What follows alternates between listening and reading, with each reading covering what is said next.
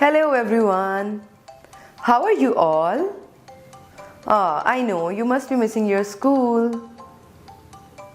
That is why I'm here again with another interesting lesson for you.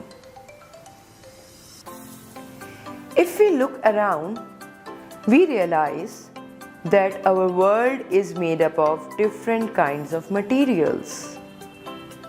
These could be rocks, soil, wood, water, air. All these things can be divided into three groups: solids, liquids, and gases. So let's begin with solids first. Take some wooden blocks and pile them up. मैं अगर कुछ wooden blocks लूँ तो मैं उन्हें एक दूसरे के ऊपर रख सकती हूँ, लेकिन क्या आप वाटर के साथ ऐसा कर सकते हैं? Obviously, we cannot. The water flows. That is why it is also called fluid, जैसा कि हमने अपनी पिछली वीडियो में भी पढ़ा था. Water will spread everywhere. अगर मैं कोशिश करूँ कि पानी को एक दूसरे के ऊपर रखूँ तो it all will mix up and it all will spread and flow.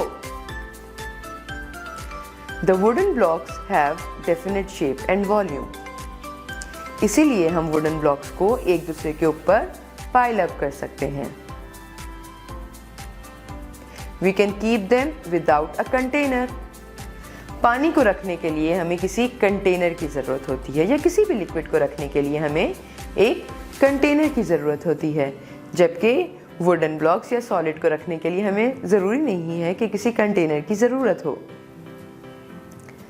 So we come to know that things with definite shape are called solids. वो solids होते हैं क्योंकि उनकी definite shape होती है. Liquids क्या होते हैं? Liquids वो substances होते हैं that do not have any definite shape and they can flow easily. Liquids की क्या अपनी कोई shape होती है? जी नहीं. Liquids की कोई shape नहीं होती. Liquids जिस कंटेनर में भी पाए जाते हैं वो उसी कंटेनर की शेप ले लेते हैं. लिक्विड्स कैसे फ्लो करते हैं? Liquids flow from higher level to lower level. Liquids के चंद एग्जाम्पल्स में आते हैं वाटर, मिल्क, ऑयल, पेट्रोल और ऐसे बहुत सारे एग्जाम्पल्स हैं. क्या आप कुछ एग्जाम्पल्स के बारे में सोच सकते हैं? चलें जल्दी से अपनी पेन और नोटबुक निकालें और कुछ लिस्ट डाउन करें एग्जाम्पल्स ऑफ लिक्विड्स. अब हम पढ़ेंगे गैसेस के बारे में. Gases do not have definite shape and volume. Gases का डेफिनेट शेप नहीं होता, ना ही वॉल्यूम होता है. वो हर तरफ सब डायरेक्शंस में स्प्रेड कर जाती हैं. Our earth is surrounded by air. Air is a mixture of gases. These gases cannot be seen. They do not have definite shape. So what they do? They take the shape of the container. Solids, liquids and gases are three states in which a material can be found. Gases and liquids can only be kept in a closed container. Otherwise, gases will spread in all direction. अब हम पढ़ेंगे change of state के बारे में. मतलब हमें पता है कि there are three states of matter: solids, liquids and gases.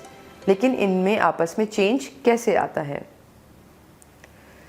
Solid can be converted into liquids जब हम उसे हीट प्रोवाइड करें, और फर्दर हीटिंग लिक्विड को कन्वर्ट कर देती है गैसेस में.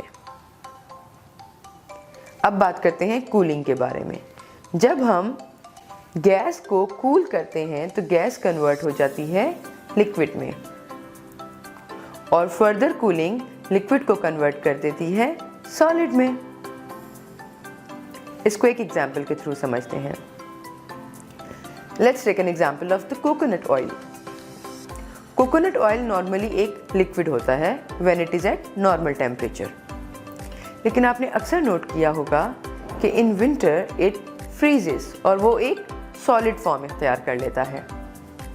जब कोकोनट ऑयल को कूलिंग प्रोवाइड की गई तो कोकोनट ऑयल ने चेंज कर लिया from liquid to solid. Very good. अब एग्जाम्पल लेते हैं इस आइस क्यूब की। ये आइस क्यूब कैसे कन्वर्ट होगा वाटर में? जब हम आइस क्यूब को हीट प्रोवाइड करेंगे या जब उसका टेम्परेचर राइज करेगा तो ice cube will be converted into water. अब हम एग्जाम्पल लेते हैं ब्लॉक ऑफ बटर की। This is a block of butter. अगर मैं इस ब्लॉक ऑफ बटर को बाहर धूप में रख दूं तो व्हाट विल हैपन? आपको क्या लगता है कि क्या होगा? जी हाँ, वेरी गुड। जो ये बटर है इट विल स्टार्ट मेल्टिंग और ये लिक्विड में चेंज होने लगेगा। लेकिन क्या आपको पता है कि डिफरेंट चीज़ों को मेल्ट होने के लिए डिफरेंट टेम्परेचर की ज़रूरत होती है? जैसे कि इस बटर को मेल्ट करने के लिए थोड़ी हीट की ज़रूरत होती है, जबकि metals like iron and gold also turn to liquid state but they need a lot of heat to change from solids to liquids. ये नॉर्मली बटर की तरह मेल्ट नहीं करते कि अगर हम किसी मेटल को जाके धूप में रख देंगे तो वो मेल्ट कर जाएगा। No, for them we have to provide them more heat energy, a lot of heat energy to make them change from solids to liquids. I hope you found it really interesting. If you have any questions, please comment below. Till then, take care. Bye bye.